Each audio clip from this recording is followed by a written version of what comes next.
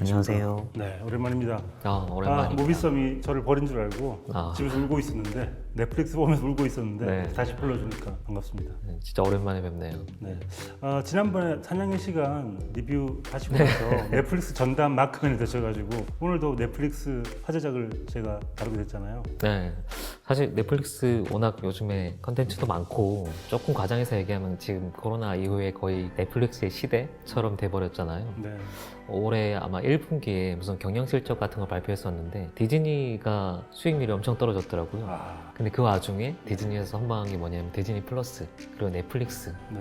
요 단기간에 가입자가 폭발적으로 늘어갔고 앞으로 당분간 그럴 것 같은 게 물리적 거리두기를 계속 지속을 해야 되기 때문에 사람들이 집에서 할 수 있는 거라고는 책 보기나 영화 보기 뿐일 텐데 책은 안 보더라고요. 그래서 아마 넷플릭스 시대가 지속되지 않을까 그런 생각이 듭니다. 저희가 오늘 다룰 그 드라마가 킹덤인데 시즌 1이 워낙 화제를 불러일으켰고 시즌 2가 개봉 혹은 공개가 됐는데 정말 시의적절한 컨텐츠였다는 생각이 들어요. 그렇죠. 특히 전 세계적인 현상인 코로나 사태와 바이러스에 대한 이야기인 킹덤이 맞물려서 사람들이 두려워하는 걸 정말 잘 짚어주고 있는 컨텐츠라는 생각이 들어서 와, 이렇게 절묘한 타이밍에 어울리는 컨텐츠가 또 있었나 싶은 생각이 들더라고요. 이게 의도하지 않았지만 적절한 콘텐츠가 돼버린 거고 어쨌든 영화에서 기생충이 기념비적인 어떤 성과를 거뒀다고 하면 드라마에서는 킹덤이 타임스퀘어 정판에 걸리고 해외 팬들이 우리보다 훨씬 더 빠르게 실시간 반응을 올리고 그런 걸 이제 거꾸로 접할 때 내가 다른 세상에 살고 있구나라는 걸 새삼 느끼곤 합니다. 시즌 1을 보셨죠? 네. 시즌 1 때 너무 아슬아슬하게 끝나는 바람에 많은 사람들이 2를 기대했던 것 같은데 시즌 1 때 어떠셨어요? 절묘한 타이밍에 끊잖아요.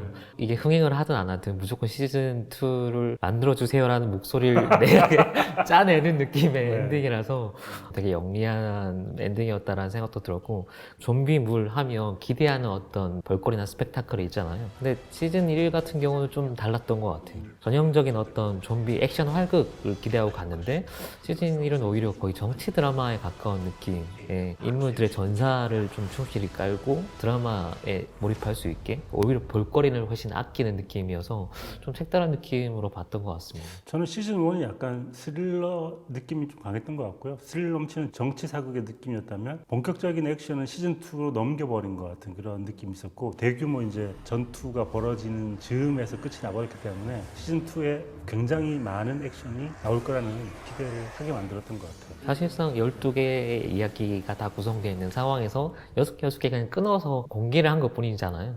네, 적절한 타이밍에 뒤를 볼 수 있게끔 좀 궁금증 유발하는 그런 식으로 끊었던 거고 재밌었던 건 시즌 1과 시즌 2가 감독님도 다르기 때문에 시즌 1은 김성호 감독님이 하셨고 시즌 2의 첫 번째 에피소드만 김성호 감독님이 맡고 뒤는 또 박인재 감독님이 맡았잖아요.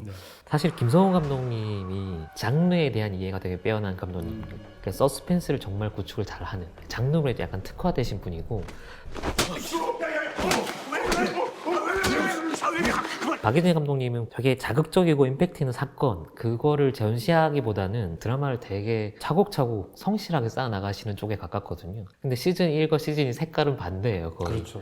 시즌 1이 오히려 이걸 차곡차곡 쌓아나가는 느낌이고 시즌 2는 막 내달려가잖아요. 좀비물이 보여줄 수 있는 어떤 파격적인 비주얼을 내가 한번 보여줄게 라고 하는 실험적인 시도도 되게 많고 두 분이 각각 잘하는 것보다 하고 싶은 거를 한번 바꿔서 해봤다는 느낌이 들어서 그것도 되게 재밌었어요. 일단 전체적인 그림을 그리고 있는 사람은 아마 김은희 작가일 것 같고요. 또 시즌 2 마지막에 엄청난 떡밥을 뿌리잖아요. 그게 어쩌면 김은희 작가님이 나 시즌 3도 안 들고 싶어 라는 어떤 넷플릭스에 대한 어떤 메시지 같은 게 아닌가라는 생각을 한다면 시즌 3의 또 다른 감독이 또 다른 스타일로 이어나간다면 킹덤은 새로운 감독들이 계속 배턴을 터치하면서 새로운 시도를 해볼 수 있는 어떤 컨텐츠가 될 수도 있지 않을까. 네네. 김은희 작가님은 정말 뭐랄까 너무 멋있다라는 느낌이 드는 게 보통 이러면 잘 되면 시즌 3까지 할 수 있으면 좋죠라는 겸양의 말을 하잖아요.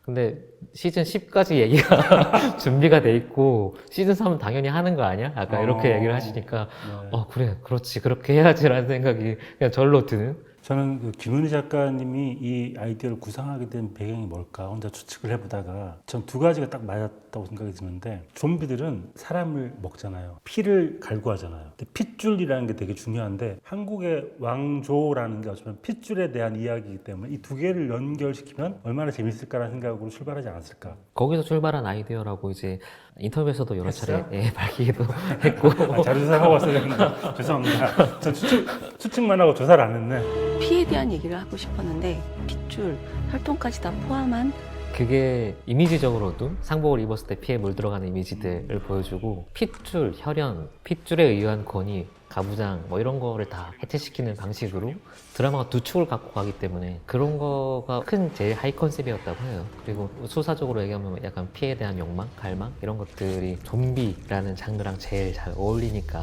이렇게 결합시키셨다라고도 이 킹덤 보고 나면 다들 또 그 얘기를 많이 하던데, 각각 좋아하는 인물들이 좀 다르더라고요. 이 드라마에서 어떤 캐릭터가 가장 저는 무조건 섭인데 중간에 같이 와서 안 나오는 바람에 너무 후반부에 섭이가 하는 일이 없어 보여가지고 약간 아쉬웠는데, 그래도 마지막에 불구덩이 속에서 이렇게 그 액션 장면 하나는 그래도 건진 것 같아서 섭이를 좀 더 적극적으로 활용을 하는 게 좋지 않았을까라는 생각도 들고. 근데 섭이는 액션보다는 브레인이랄까? 그래서 저는 시즌 3이 정말 기대가 되는 이유가, 시즌 2에서 이 새로운 리더로 발돋움하게 된 창이 약간 이제 셜록 느낌을 좀 내면서 섭이와 이렇게 팀을 이루고 두뇌 역할을 이 섭이가 하면서 문제를 풀고, 한쪽 액션은 그 새로 나오시는 그분이 이렇게 호쾌한 액션을 담당해 주시고, 그럼 얼마나 최상의 조합일까 생각을 해봅니다. 실제로 이 시즌 1 끝나고 그런 얘기 되게 많았잖아요. 배두나 배우가 가지고 있는 비중이 있는데 그거에 비해서는 역할이 너무 미미한 거 아니냐라는 얘기도 꽤 많이 나왔는데, 사실상 이 캐릭터는 작가도 여러 번 얘기했지만 일종의 관찰자에 가까운 캐릭터로 설정이 되어 있는 거고, 이 모든 상황을 다 조망하는 역할이잖아요. 사실 작가의 페르소나를 한 명만 꼽으라고 하면 섭이인 것 같고, 그래서 일부러 이런 기능적인 액션이나 이런 거 거의 배제시킨 것 같아요. 그래서 마지막에 아기를 구하는 역할로서 좀 결정적인 역할을 오히려 시즌2에서는 상당히 비중이 늘어난 캐릭터가 된 것 같고. 섭이는 무조건 살리는 역할이거든요. 죽은 안현을 살리고 죽어가는 아이를 살리고 회복시키고 살리는 이미지로만 쓰이고 있기 때문에 모두가 죽어가는 이 상황 속에서 유일하게 살리고 있는 사람이라는 게 중요한 캐릭터인 것 같아요.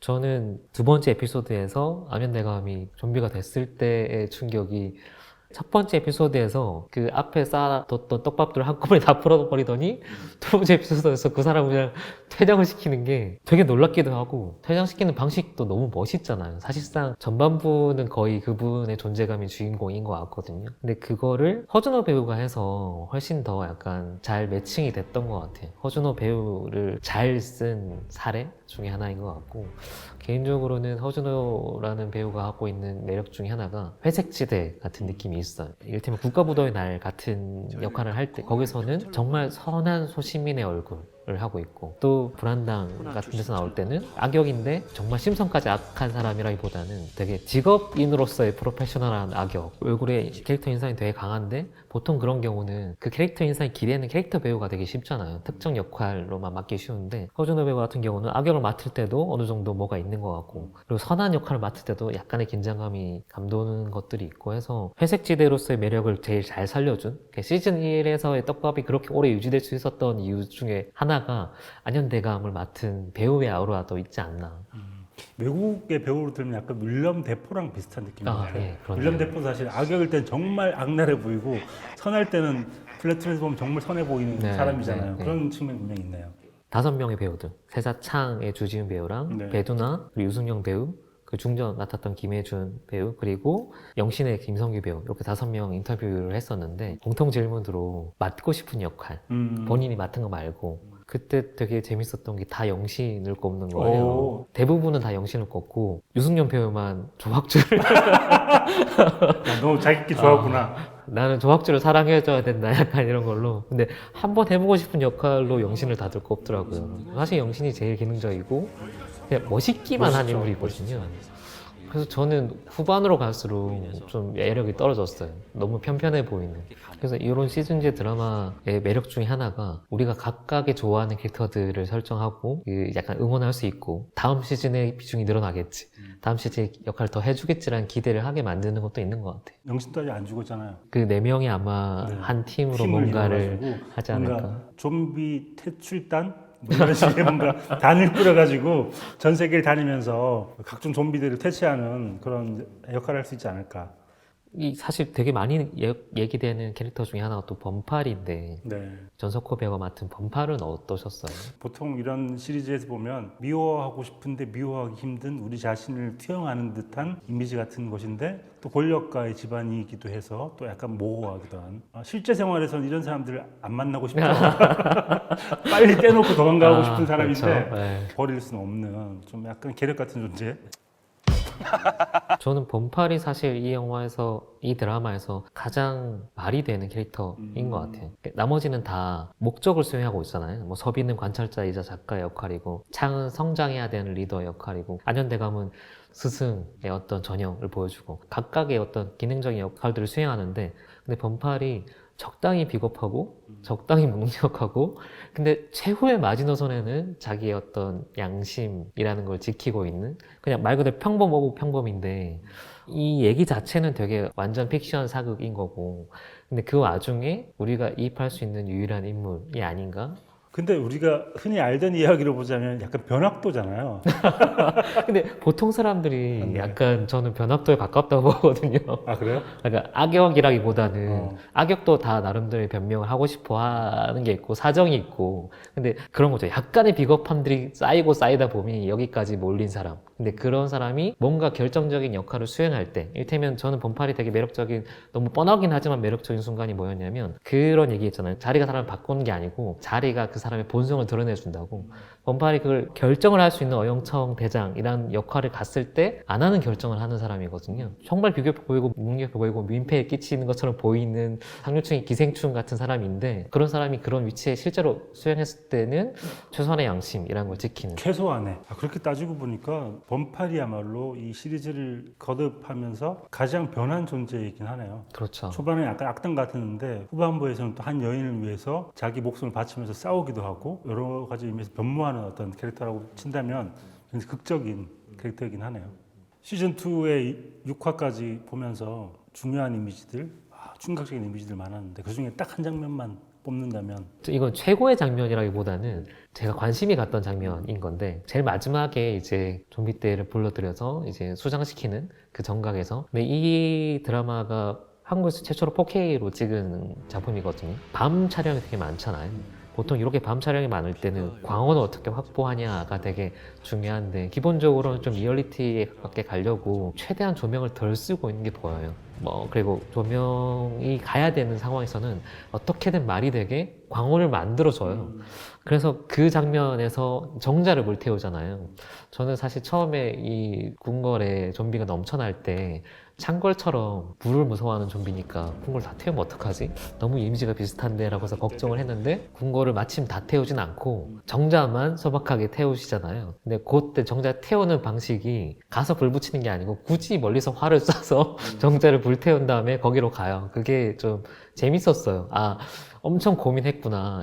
얼마나 예쁘게 광어를 만들까? 약간 그 말이 되게 광어를 만들까 하는 거에 대한 고민이 묻어나는 거였고. 그래서 그 씬 자체는 그래서 되게 잘 살아있는 4K로 찍은 야간 촬영의 어떤 느낌들을 잘 살리고 있는 것 같아서 그걸 만들어 나가는 방식들. 영화에서 광원을 확보해 나가는 방식들이 좀 재밌었어요. 마지막에 그 장면도 그랬고. 저는 굉장히 고민을 많이 하는데 이거 가지고 한번 드립을 쳐야겠다고 생각을 했던 게 있었는데 서비가 조학주 대감을 살리면서 거기서 촌충이 하나 나오죠. 그럴 때 이제 창이 그걸 딱 보면서 고작 이 작은 벌레가 나라를 뒤흔들었구나. 기생충이. 영화 기생충에 대한 예고편 같은 거 쓰면 좋지 않을까 그런 생각을 잠깐 했었거든요. 고작 이 작은 기생충 하나가 전 세계를 뒤흔들었구나. 봉준호 감독의 네. 기생충 이런 걸 하려고 했는데 그건 너무 자의적인 드립이고요. 최고의 장면은 저는 어쩔 수 없이 안현이 조학주 대감의 뺨을 물어뜯는 장면인 것 같은데 모든 걸 다 떠나가지고 시즌을 통틀어서 정말 충격적인 한 장면이고 시각적으로도 너무 잘 구현되어 있어가지고 약간 뇌리에서 잊혀지지 않을 것 같은, 떠나지 않을 것 같은 장면인 것 같아요. 사실 말씀하신 조학주 대감도 그렇고 안현 대감이 이화에서 죽을지 누가 알았으며 그게 그런 방식으로 죽는 것도 놀랐고 저는 와 이게 진짜 작가가 엄청 잔인하구나 라는 생각이 들었던 게 인물을 죽인다는 의미에서 그런 게 아니고 보통 이렇게 이런 이야기를 쌓아 나갈 때는 인물에 대한 애착이 있고 아끼고 싶잖아요. 뒤에 뭐 역할도 줘야 되고 근데 조학주 대감을 처리하는 방식이 이화에서 안현 대감을 그렇게 처리하고 3화에서 또 아끼던 무영을 그렇게 처리한 다음에 4화에서 조학주가 좀 살아나는구나 싶었는데 살아나자마자 20분 만에 대퇴했어요. 아니 이렇게 보내려고 이걸 살렸단 말이야 생각이 드니까 너무 그 작가의 냉혹함이 너무 좋은 거예요. 그 보는 관객 입장에서는. 그런 의미에서 이 김은희 작가님의 서스펜스, 긴장감 자아내는 방식이 되게 대단하다고 싶었던 게 그렇게 처리하고 난 다음에 바톤을 넘겨주잖아요. 항상 이 정도의 빌런이 사라지고 나면 보통 드라마에서는 공백이 생긴단 말이죠. 근데 그게 안 생길 수 있게 앞에 좀 쌓아 나왔던 이 중전의 존재감을 갑자기 확 드러내는 방식으로 바톤을 넘겨주니까 적어도 긴장감이라는 측면에서는 구멍이 거의 없는 구성이었기 때문에 저는 그런 측면에서는 이 영화, 이 드라마의 속도감을 칭찬해주고 싶습니다. 한편으로는 새로운 시도인 만큼 아쉬운 점도 있는 것 같아요. 가장 큰 아쉬움은 제가 생각하기에 시즌 1에서는 충분히 정치적인 사극과 이 좀비물을 결합을 잘 시켰다고 생각이 듭니다. 근데 시즌 2에서 약간 좀비물에서의 액션 혹은 그 이미지에 심취한 나머지 약간 방향을 잃고 있다. 가장 구체적으로 얘기를 하자면 하나의 창에 꿰뚫어진 두 사람이 서로 맞대어 보고 있고 그걸 활로 쏘아서 한꺼번에 둘 다 죽이는 이미지는 굉장히 명쾌하고 호쾌하고 적나라한 장면이지만 그 장면이 꼭 필요했나? 예를 들면 부산행에서 단 하나의 이미지가 뭘까? 기차가 달려가고 그 뒤에 매달리는 좀비들의 모습이거든요. 월드워치의 단 하나의 이미지가 뭘까? 이스라엘 성벽을 올라가는 좀비 이미지거든요. 그러면 킹덤에서 단 하나의 이미지는 뭐냐면 시즌2에서 좀비들이 한쪽에 있고 그 문 사이를 두고 한쪽에 관리들이 있는 그 장면이거든요. 그러니까 이쪽이 백성으로 상징되는 어떤 좀비들의 모습이라고 친다면 그들을 죽일 때도 죽여야 될 명분 같은 거를 중요하게 생각을 해야 되는데 갑자기 그 다음 장면에서 이들을 너무 죽이는 장면들을 소비하고 있다는 생각이 들어서 그게 좀 안 맞았던 것 같아요, 저는. 사실 그런 지점은 있는 것 같아요. 저도 제일 아쉽다라고 느끼는 것 중에 하나가 정해진 이미지들이 있고 그 이미지들로 달려가야 되는 순간들이 있거든요. 그래서 사이에 드라마를 상당히 생략해버리는 뭐 예를 들면 사실 3화에서 제일 중요한 인물 중에 하나가 이제 김성호 배우가 맡은 우영이 죽는 장면이 드라마적으로 그 장면 되게 너무 싫었어. 중요한 나 장면이잖아요. 우영 너무 좋아했는데 특히 세자창의 성장이 되게 관여하는 사람이기 때문에 정신적인 성장의 어떤 촉매가 돼주는 그런 존재로서 이제 죽어야 되니까 되게 중요한 드라마 포인트를 만들어놨는데 무영이랑 배우를 죽일 때 사실 합리적으로 죽어야 되는 장소와 죽는 장소가 다르잖아요. 갑자기 점프를 하죠. 굉장히 멋있는 곳에 데려가서 죽이잖아요. 그런 건 약간 이미지를 위해서 정해진 이미지에 배우들이나 아니면 상황을 갖다 놓는 느낌이 없진 않죠. 그렇기 때문에 이 인물을 쓰기 위해서 그런 부분에서 약간 세심하지 못했다. 그리고 후반 그 말씀하신 무영이 퇴장하는 장면 역시 너무 드라마틱한 퇴장을 위하여 모든 공간을 할애하였다. 이런 약간 의심을 하게 되는 아쉬운 지점인 것 같아요. 각 캐릭터의 종점을 놓고 보면 드라마적인 허술함, 그 캐릭터의 어떤 튀는 모습들도 꽤 많은데 저는 이렇게 서스펜스가 중요한 그러니까 매화에 뭔가 하나 숨기고 보여줘야 하는 구성에서는 어느 정도는 필요한 정도의 트릭 이나 아니면 좀 변명이 아닐까 싶기도 하고 하지만 작가님 표현을 빌면 말은 안 되는 그런 장면들이 나온 것 같습니다. 네. 약간 뒤늦게 킹덤 시즌2까지 본 두 사람의 어떤 소회 같은 걸 얘기를 나눠봤는데요. 일단 기본적으로 재미있는 시리즈인 것 같고 코로나 시대에 나올 수 있는 아주 재미있는 물론 그걸 의도하고 만들지는 않았지만 시기적으로 잘 맞아가지고 많은 사람들이 역병과 이런 의미를 한번 생각해 볼 수 있는 좋은 시리즈가 아니었나 싶습니다. 나중에 이제 한국에서의 영상 콘텐츠 역사 이런 걸 누군가 10년 단위로 정리한다고 하면 아마 킹덤은 되게 크게 기록돼 분수령 같은 영상 콘텐츠로 기억이 될 것 같아요. 그리고 또 저희가 시즌 3이 나오면 오늘 우리가 했던 어떤 기대 같은 것들이 얼마나 충족되었는지 나중에 한번 비포 애프터를 한번 또 확인해보는 시간도 가져보도록 하겠습니다. 작가님의 그 셜록 홈즈 같은 느낌이 달성이 되는지 저는 되게 궁금해지네요. 그리고 그때쯤이면 뭐 제가 넷플릭스랑 일을 하고 있었기 때문에 이 자리 없을 수도 있어요. 네. 뭐. 조만간에 작가님의 작품을 넷플릭스에서 보는 걸로 네, 기다리십시오. 알겠습니다.